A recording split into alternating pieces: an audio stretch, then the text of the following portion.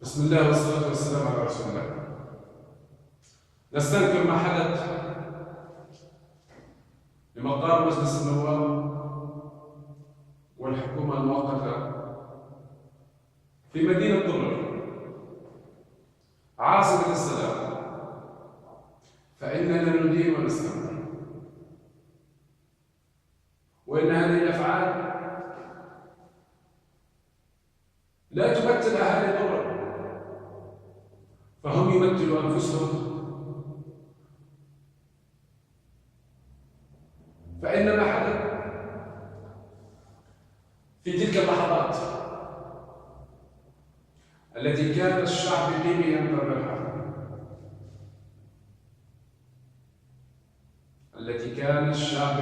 ينتظرها، تلك اللحظات، وهي لحظات استجواب الحكومة ومساءلتها عن تقصيرها في أدائها. فحدث ما حدث، تم محاصرة مقر مجلس النواب من جميع الاتجاهات،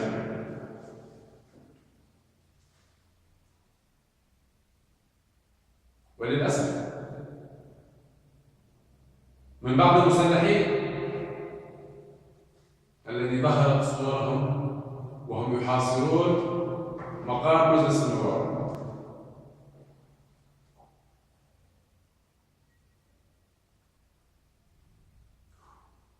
وللعلم بأن المسلحين الذين قاموا بمحاصرة مجلس النواب نعرفهم جيدا،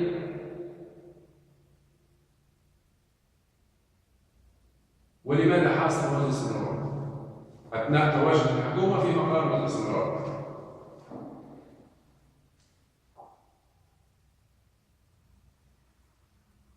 بل إنهم تبع، أتحدث عن المسلحين الذين قاموا بمحاصرة مجلس النواب، بل إنهم تبع وعبيدا للمال، ويستخدمونهم كأداة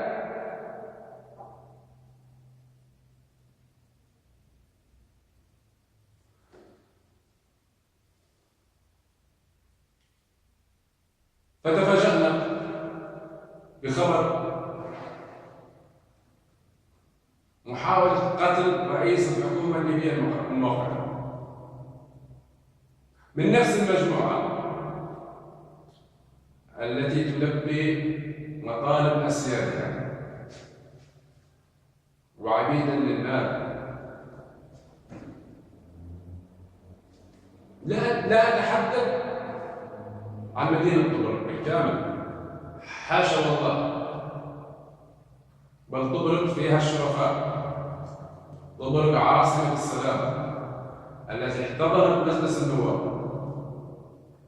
ولكن للأسف هؤلاء المجموعة التي قامت بمحاصرة مجلس النواب، وكما ذكرنا لكم في السابق، هم مجموعة من التبع وعبيدا للمال لتنفيذ أجندة أسيادهم. سبق لنا وإننا انتقدنا الحكومة أكثر من مرة، واصدرنا بيان في حق الحكومة أكثر من مرة، واشتكينا من أداء الحكومة والتقصير الحكومة. لا نقول هذا، ونعم الحكومة مقصرة في بعض الأشياء، أداء الحكومة ليس على المستوى الممتاز، صحيح، هناك بعض العراقيل من الحكومة، صحيح، لا نقول هذا، وخرجنا أكثر من مرة واستنكرنا في أكثر من بيان. لكن عندما نسمع بأن رئيس الحكومة تعرض لعملية اغتيال، ماذا يعني هذا؟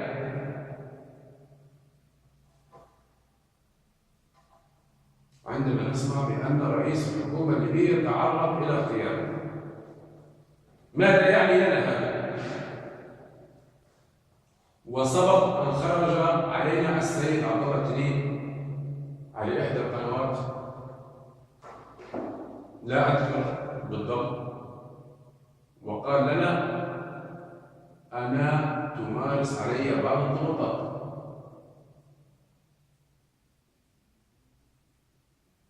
وقال لنا أيضا: أنا رفضت بعض مطالب السياسيين ورجال الأعمال والأشخاص الذي رأيتها تضر بالصالح العام وليس في صالح الشعب الليبي. خرج علينا رئيس الحكومة وتحدث. قد خجلنا من أنفسنا في تلك اللحظة وتناسينا بأن هذه الحكومة حكومة أزمة، صحيح، لكن نحن نمر في حالة حرب.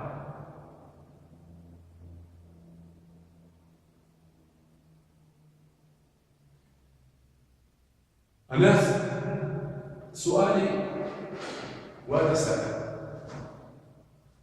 لماذا تعرض رئيس الحكومة لمحاولة قتل؟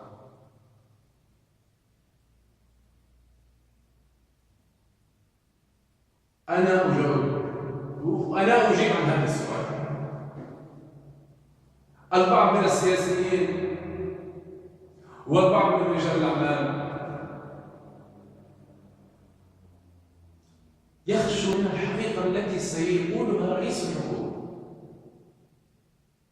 يخشوا من الحقيقة التي سيقولها رئيس الحكومة أثناء مساءلته.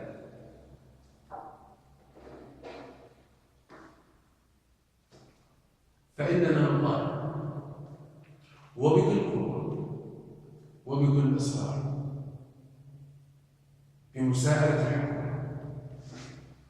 على الهواء مباشرة وعبر القنوات الإعلامية، وبشرط أن تنقل زلزلة مساءلة الحكومة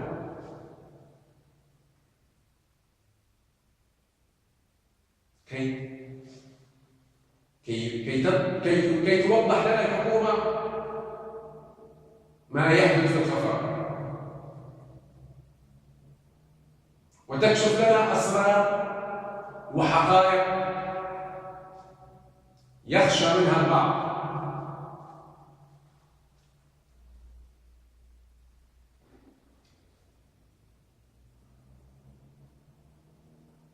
ونقول أيضا وننوه هنا إلى موضوع مهم جدا. نقول إلى بعض الأشخاص والأشخاص الذين تواصلوا معنا واتصلوا بنا بأننا نحن لسنا تبع ولسنا عبيدا للمال، ولن نبيع الوطن ولن نبيع الشعب مهما كلفنا الأمر. بعض الأشخاص ومنهم نشطاء ومنهم قنوات إعلامية اتصلوا بنا وطلبوا منا خلق بلبلة وإصدار بيان ضد حكومة عبد الله التليب. في هذا الوقت طلبوا منا الخروج وتحشيد مظاهرات وإصدار بيان عاجل ضد حكومة السيد عبد الله التليب.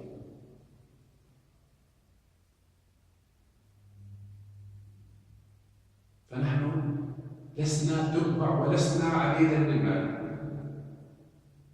يجب أن تفهموا هذا الكلام. ولدينا ما نقول إن سمحت لنا الحكومة